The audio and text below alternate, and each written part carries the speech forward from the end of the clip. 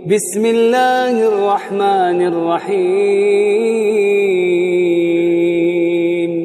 Bapak Ibu yang dirahmati Allah Subhanahu wa taala, muncul pertanyaan, apakah bacaan sholawat para malaikat kepada kita itu bisa memberikan pengaruh positif pada kita? Ya. Apa sih efeknya kalau kita ini mendapatkan sholawat dari para malaikat? Atau apakah berguna sholawatnya malaikat itu bagi kita? Ya.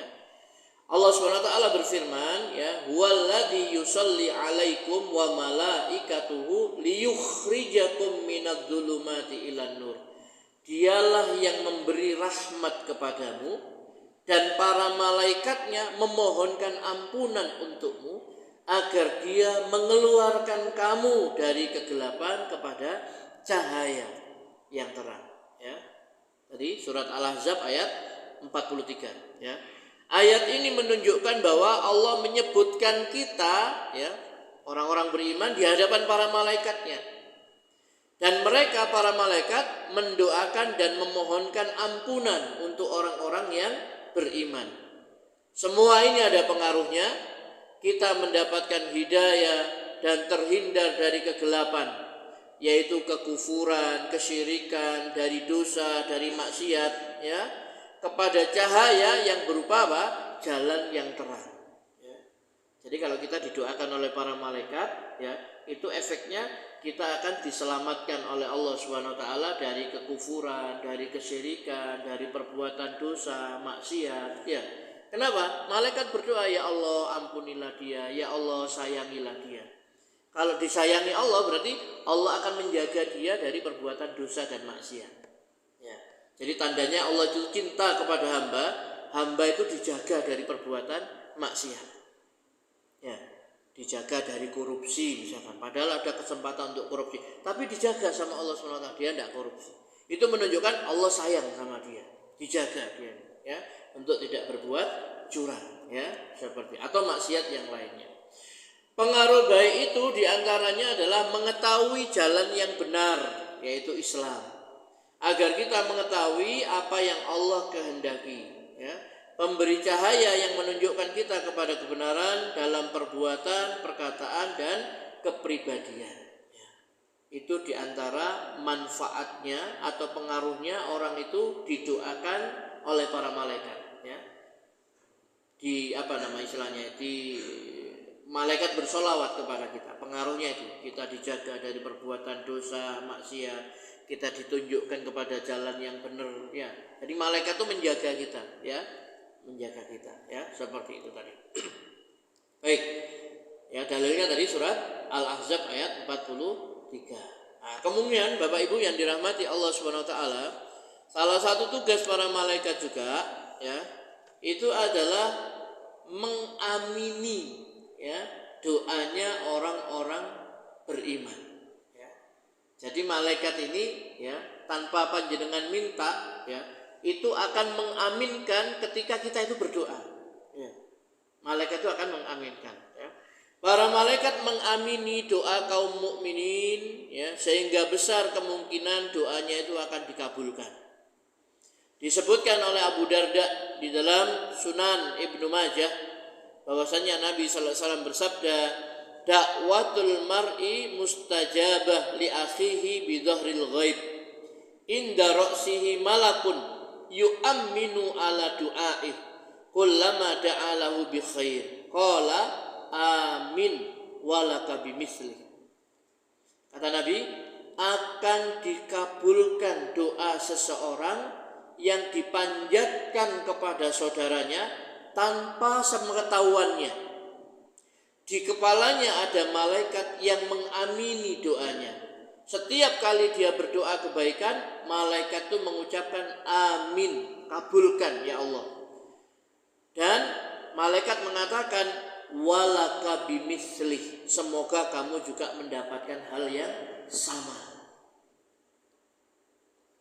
Jadi ini sabda Nabi SAW dalam Sunan Ibnu Majah, ya. Akan dikabulkan doa seseorang yang dipanjatkan kepada saudara. Artinya apa? Kita mendoakan orang lain tanpa sepengetahuannya, memintakan ampunan, memintakan rahmat, mudah-mudahan dia diberi kesehatan, diberikan kelapangan rezeki dan sebagainya. Setiap kali kita mendoakan kebaikan, malaikat akan mengatakan amin, dan semoga kamu juga mendapatkan hal yang sama. Jadi kalau kita ingin mendapatkan doanya para malaikat, sering-seringlah mendoakan kebaikan untuk orang lain.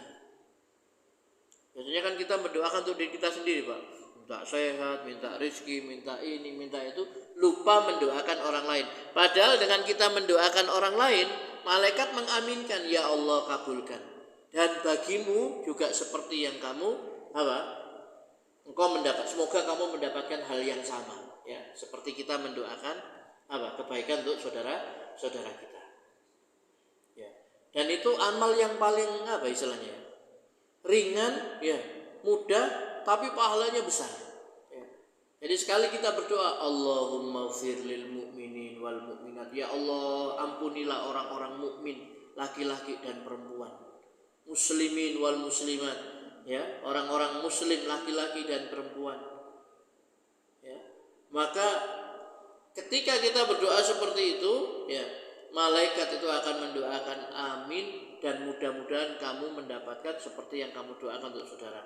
Dan Nabi mengatakan dia akan mendapatkan kebaikan sebanyak orang mukmin yang dia doakan. Jadi kalau misalkan di dunia sekarang ini ada 1 miliar orang beriman, kita mintakan ampun, Allahumma ighfir lil mu'minin wal mu'minat. Ya Allah, ampunilah orang mukmin laki dan perempuan. Ada 1 miliar di dunia ini, maka kita mendapatkan sebanyak 1 miliar kebaikan. Gampang kan Pak ya? Maka sering-seringlah mendoakan orang. Apalagi ketika kita sakit, kurang sehat dan lain sebagainya. Ya, salah satu obatnya adalah apa? Kita mendoakan orang lain, ya Allah, si fulan berilah dia kesehatan, sembuhkan dia. Malaikat mengaminkan, amin. Mudah-mudahan kamu juga sembuh, sama seperti kamu mendoakan saudara. Ini menunjukkan apa? Islam itu tidak egois. Ya, Islam itu tidak memikirkan diri sendiri. Dan semakin kita berbuat baik kepada orang lain, mendoakan kebaikan untuk orang lain, maka itu kembali kepada kita. Ya, jadi kembali kepada kita. Ya, sebagaimana ayat in ahsantum ahsantum li anfusikum. Kalau kamu berbuat baik, maka kamu berbuat baik bagi dirimu sendiri, ya. Dan tidak ada balasan kebaikan kecuali kebaikan pula, ya, seperti itu. Jadi seimbang, ya. Al jaza min jinsil amal, ya. Balasan itu sesuai dengan jenis amalnya. Kalau kita mendoakan kebaikan untuk orang, maka kita akan mendapatkan doa kebaikan dari para malaikat tadi, ya. Begitu. Baik, Bapak Ibu yang dirahmati Allah Subhanahu wa taala, maka apabila doa yang diaminkan oleh malaikat itu patut dikabulkan, maka hendaknya seorang mukmin tidak berdoa keburukan untuk dirinya sendiri, ya. Jadi jangan sekali-kali kita berdoa minta keburukan, ya.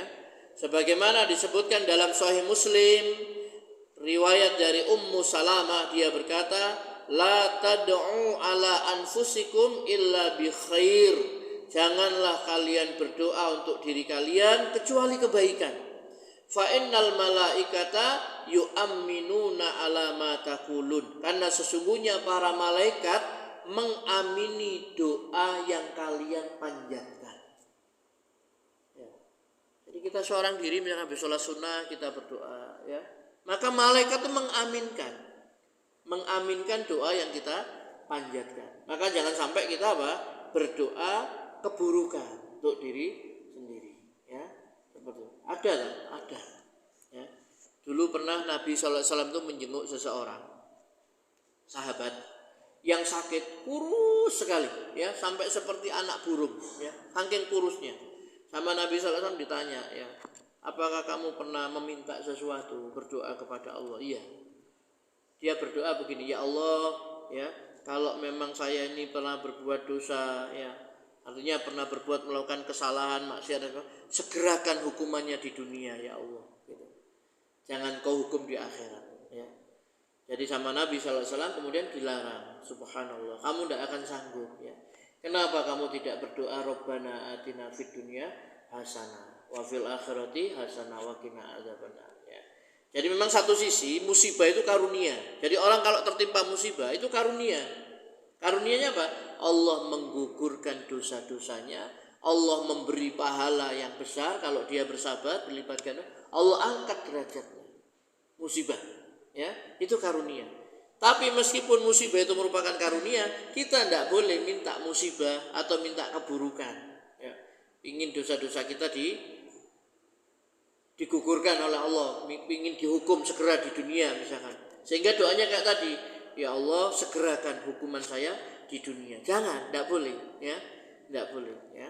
Maka kemudian sahabat tadi setelah diajari sama Nabi, dia berdoa, Rabbana atina fid dunya hasanah wa fil akhirati hasanah wa qina azabannar. Kemudian tidak berapa lama sahabat itu pun sembuh, ya, disembuhkan sama Allah Subhanahu wa taala, ya.